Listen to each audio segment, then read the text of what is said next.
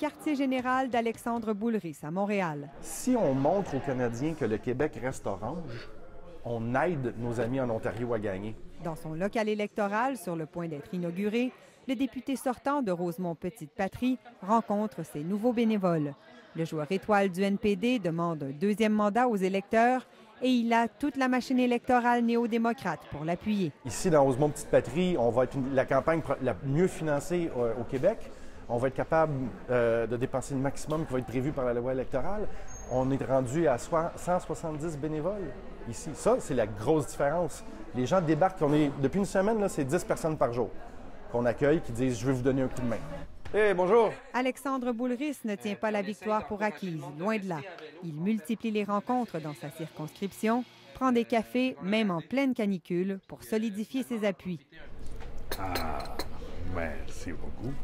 À quelques kilomètres de là, à Laval, le député sortant, José Nunez-Melo, sirote lui aussi son café. Mais ici, il a un goût plus amer. Merci, mes chers amis. Thank you, my friend. Élu avec la vague orange soulevée par l'ancien chef néo-démocrate Jack Layton, il lui est resté fidèle. Mais même s'il le souhaitait, il ne pourra pas se présenter à nouveau pour le NPD. Lors de l'investiture, une autre candidate lui a été préférée. Une candidate, croit-il, fortement désirée par l'exécutif du NPD. Ils sont allés chercher une troisième personne qui n'habite même pas dans le comté. Donc là, vous voyez, il y avait déjà la décision de dire « toi, dehors ».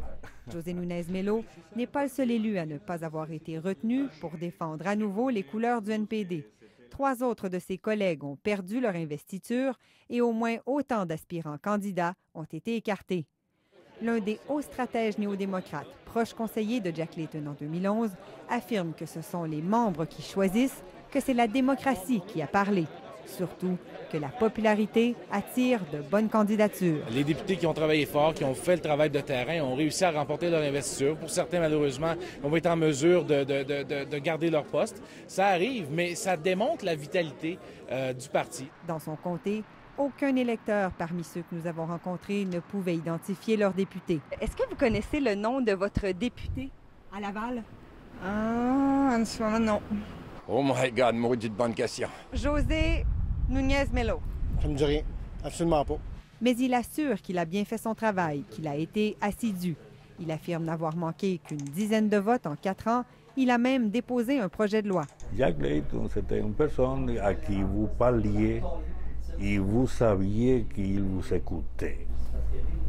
C'est pas comme ça avec Thomas Mulcair? Ben, je ne me rappelle pas d'avoir eu une conversation avec M. Mulcair depuis 2012, là, non. Le problème, dit-il, c'est que le parti qui lui a donné envie de faire de la politique a changé.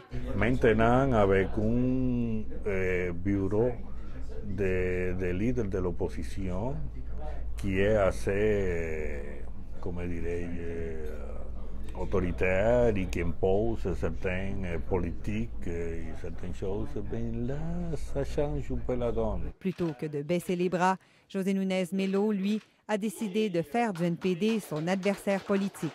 Il a annoncé qu'il joignait les rangs du Parti vert.